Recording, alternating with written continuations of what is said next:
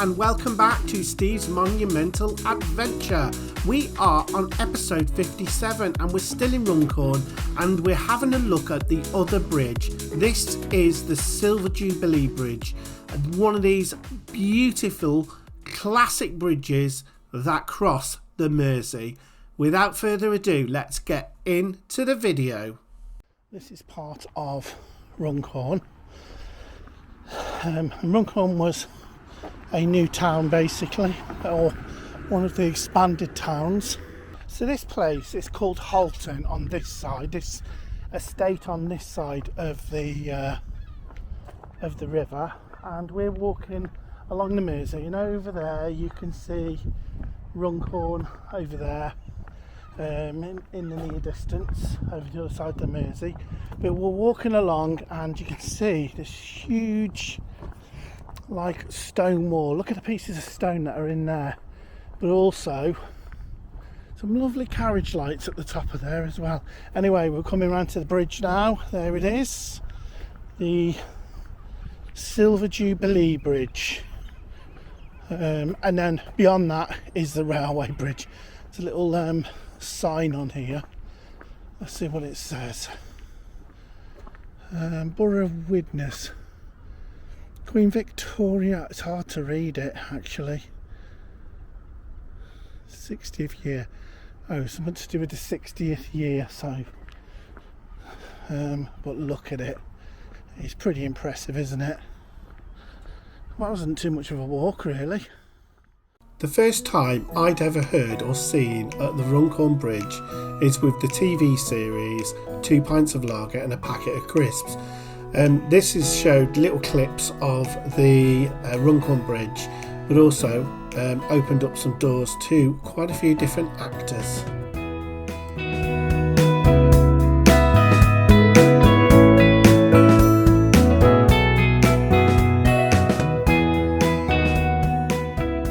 She is in all her glory.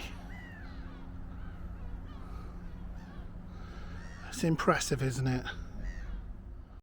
The story starts with the Runcorn Transporter Bridge, and this is a very slow way of getting across to the other side of the Mersey. But eventually it was just too busy and plans were drawn up to create a new bridge across the Mersey. Crossing the Mersey between Runcorn and Widnes, a transporter bridge has long been the road link joining Cheshire with Lancashire here. This is how motorists have got across from one busy town to the other. The method, however ingenious, is not exactly up to the minute. But its replacement is under construction and should be completed by autumn next year. Looking rather like the Sydney Harbour Bridge when finished, its main span will be the third largest steel arch in the world.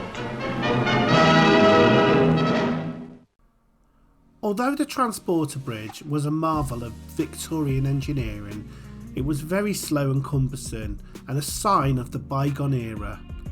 The need for a new bridge was drawn up in the 1950s and the idea of a new crossing started to take shape. Construction began in 1956. It was a monumental task. The construction workers of this amazing bridge faced countless challenges, harsh weather and the complexities of building over a tidal river. The sheer scale of this project was immense, but they persevered, piecing together the steel arch that would become the bridge's iconic spine. So let's take a look at the bridge's vital statistics. The total length of the bridge is 482 metres. The width of the bridge is 16 metres. The height is 87 metres and the main span, that's the arch span, is 330 metres. The clearance below the Manchester Ship Canal was 24 metres. The construction, it was called a through arch bridge. The material it was built from was steel. The bridge was a joint operation between Dorman Long and Leonard Fairclough Limited. Dorman Long built the bridge and the engineering, with the approach viaducts and the deck built by Leonard Fairclough. It was intended to be used for 8,000 vehicles a day.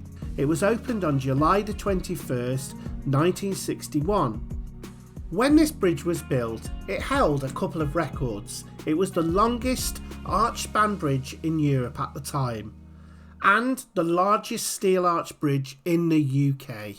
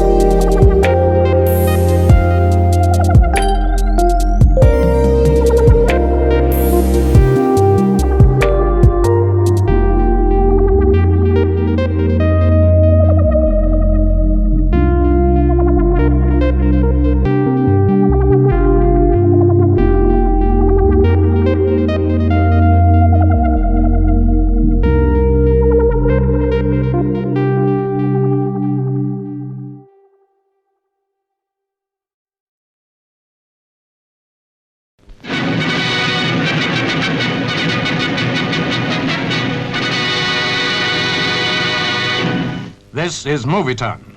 Leslie Mitchell reporting. The third largest single arch span in the world now links Cheshire and Lancashire. It replaces the old transporter bridge due to be broken up. The transporter, which has been in use for over 50 years, was made famous by Stanley Holloway in his monologue, "Twopence per person per trip." Big crowds turned out to see the final crossing between Runcorn and Widnes.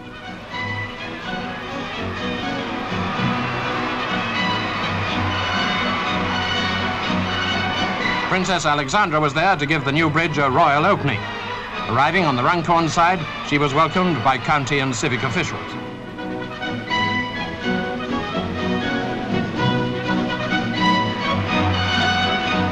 Then she cut the tape. 1,000 yards long, it's a design which reflects the growing demands of the motorway age.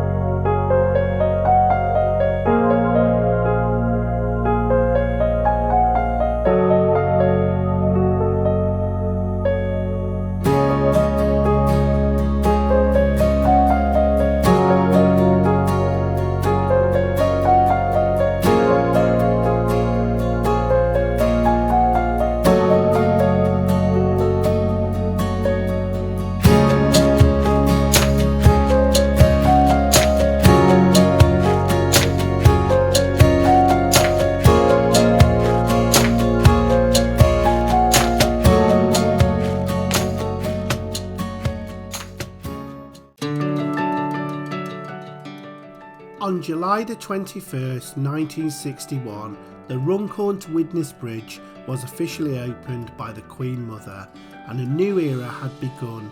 The bridge, now known as the Silver Jubilee Bridge, instantly became a symbol of progress, a proud testament to the resilience of the Northwest.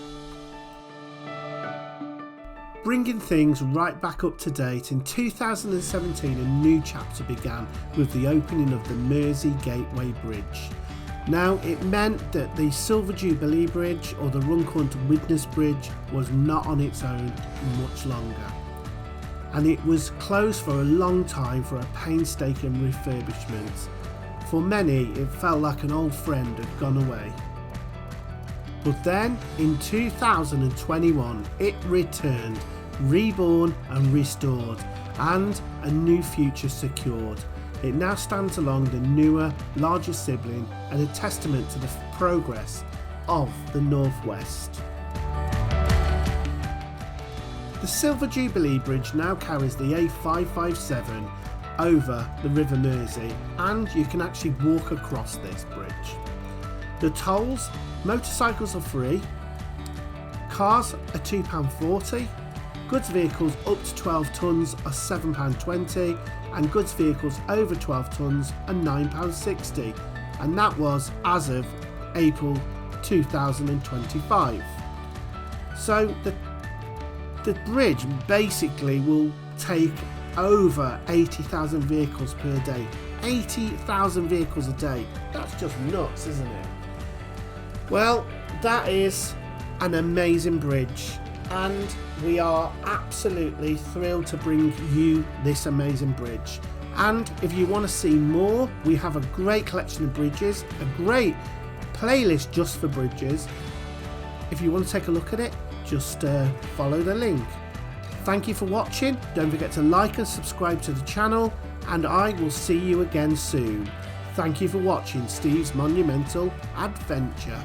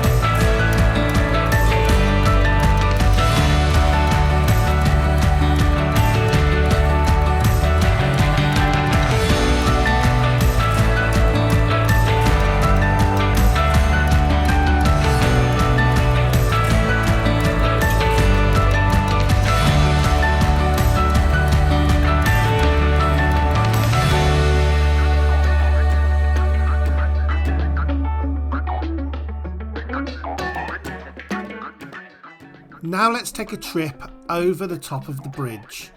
If you like this video, don't forget to like and subscribe to the channel. It really helps. And leave a comment. Have you been over this bridge? Have you been over the other bridge? What do you think about it? Let us know in the comments. Take care guys, and don't forget to join us again for another episode of Steve's Monumental Adventure. We are leaving Holton en route to Liverpool now, and we'll start heading up the west coast, the west coast of England. Sounds so posh, doesn't it? The west coast, but it's not as posh as you think. Anyway, that's where we're going to be heading up, the west coast. Liverpool, Blackpool, Lytham. A few stops on the way anyway, so that'll be good to have a look. So let's get on with the journey.